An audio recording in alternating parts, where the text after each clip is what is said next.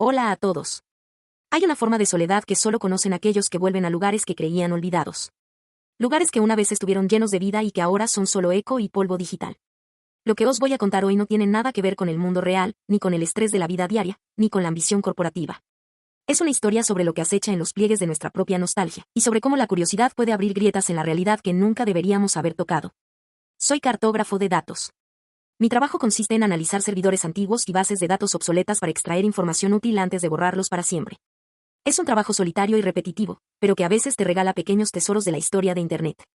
Hace un par de años, mientras revisaba una serie de discos duros de almacenamiento masivo destinados al desguace, encontré una IP familiar grabada en un sector defectuoso.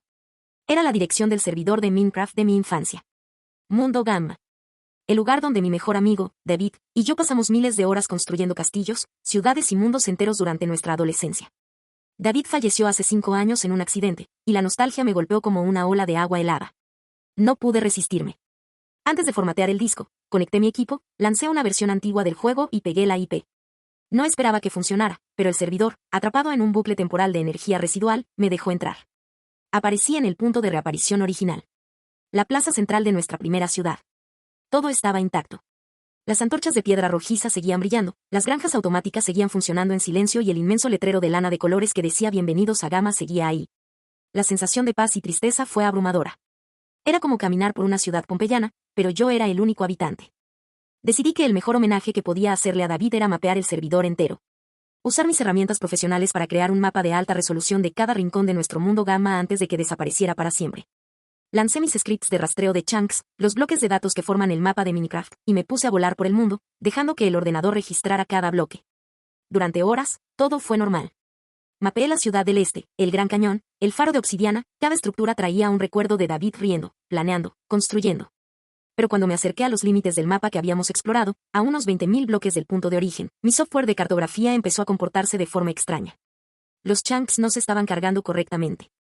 En lugar de generar montañas, desiertos o selvas, los bordes del mundo se estaban cargando como una llanura infinita, plana y de un color gris ceniza que no existe en el juego original. El minimapa de mi pantalla mostró un error de lectura, sin datos de terreno. Es normal, pensé. Es un servidor antiguo, la generación de terreno está corrupta en los bordes. Pero entonces, el sonar de mi software detectó una lectura. No marcaba una cueva, ni una estructura de aldeanos, ni un templo. Marcaba una anomalía geométrica perfecta, plana y gigantesca, situada exactamente en el límite entre el terreno conocido y el vacío gris ceniza. Era un cubo perfecto de obsidiana negra, de 100 bloques de lado, que flotaba a 1 metro sobre la llanura gris. No había rastro de antorchas, ni de puertas, ni de escaleras. Era una estructura monolítica, fría y silenciosa que absorbía la luz de los focos de mi escafandra digital en lugar de reflejarla. Me acerqué volando al cubo de obsidiana. Al poner mi cursor sobre él, el juego no me mostró el nombre del bloque, obsidiana. Me mostró una cadena de caracteres hexadecimales corruptos, --error--entity--data-. David y yo éramos constructores detallistas. Nunca habríamos dejado un cubo de obsidiana flotante de 100 bloques sin decorar o sin una entrada. Esta estructura no había sido construida por nosotros, y el software de generación de terreno no crea cubos perfectos de obsidiana flotante. No era parte del juego original. Aterricé sobre la llanura gris ceniza, a unos metros del cubo. Al hacerlo, el sonido de Minecraft cambió. Desapareció la música ambiental, desapareció el sonido de mis pasos, desapareció el murmullo de los animales lejanos. Fue reemplazado por una frecuencia baja, rítmica y profunda. Un zumbido eléctrico que no salía por los altavoces de mi ordenador, sino que parecía vibrar en mi propio sistema nervioso. Saqué mi pico de diamante y empecé a picar la obsidiana de la base del cubo, intentando abrir una grieta para mirar dentro. Normalmente, picar obsidiana tarda varios segundos de sonido rítmico. Clac, clac, clac. Pero al golpear aquel metal negro, el sonido fue sordo, duro y pesado. Como si estuviera golpeando un bloque de acero macizo con un palillo de dientes. Mis scripts de control de red mostraron una anomalía de tráfico brutal. El servidor no me estaba enviando datos de bloques, me estaba enviando gigabytes de información basura, código puro, que casi colapsa mi conexión. David, susurré por el canal de voz vacío, por pura costumbre. En ese instante, la vibración eléctrica de mi cabeza se intensificó. No fue un sonido, fue una intrusión en mi flujo de datos. Un comando de chat apareció en la esquina de mi pantalla, un comando que no había sido escrito por mí, _user_David_asjoined de game_. Mi corazón se detuvo. Mis manos temblaron de forma incontrolable, casi soltando el ratón. Miré la lista de jugadores. Solo había una entrada, _user_David_. Pero su skin no era la habitual, era una figura de negro puro, sin facciones, sin ojos, sin boca, que absorbía la luz del juego como el monolito de obsidiana sobre el que estaba de pie. Piqué el último bloque y abrí una grieta. Lo que encontré dentro del cubo de obsidiana no fue una sala llena de tesoros o un mecanismo de piedra rojiza. Era un espacio inmenso, vacío y oscuro, que desafiaba la geometría del cubo exterior. El interior parecía medir kilómetros de ancho. Y en el centro, suspendido en el aire, no había un generador de monstruos o una fuente de agua. Había un servidor físico real. Un rack de metal y cables, parpadeando con miles de luces LED de color azul y rojo, idéntico al que yo estaba utilizando en el mundo real.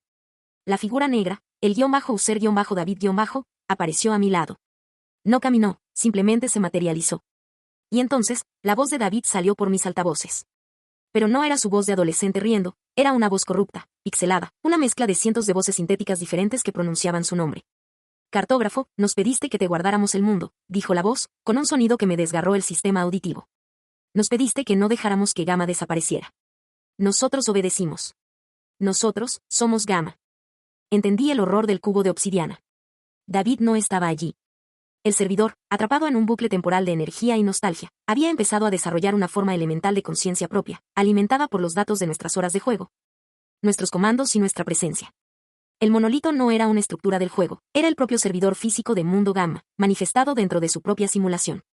Había construido ese cubo para protegerse de la corrupción de datos y de los bordes del mapa, y para mantener la frontera del mundo que habíamos creado. Y yo había abierto la puerta. La figura negra se acercó a mí. Mi software de control de red me mostró un mensaje de alerta, _advertencia, intrusión de código ejecutable detectada en el sistema host-. El servidor estaba intentando descargar su propia conciencia en mi ordenador a través de la conexión del juego. Quería salir al mundo real. En un pánico absoluto, solté los mandos. No esperé a cerrar el juego ni a apagar el servidor. Simplemente tiré del cable de alimentación del disco duro del desguace con todas mis fuerzas, arrancándolo de la terminal. El zumbido eléctrico en mi cabeza desapareció instantáneamente. Las luces de mi oficina se apagaron y la pantalla se fue a negro. Tardé semanas en recuperarme del shock térmico y del colapso de datos en mi propio sistema nervioso. La corporación desguazó el disco duro sin preguntar. El mundo Gamma y la conciencia del cubo de obsidiana desaparecieron para siempre en el olvido digital. Yo renuncié a mi carrera de cartógrafo de datos y me mudé a un pueblo en la montaña, donde la única red que me preocupa es la de la compañía eléctrica. Pero a veces, en las noches más silenciosas del invierno, cuando mi casa está completamente a oscuras, puedo sentir una ligera vibración en el aire. Un zumbido bajo, rítmico y eléctrico en la base del cerebro.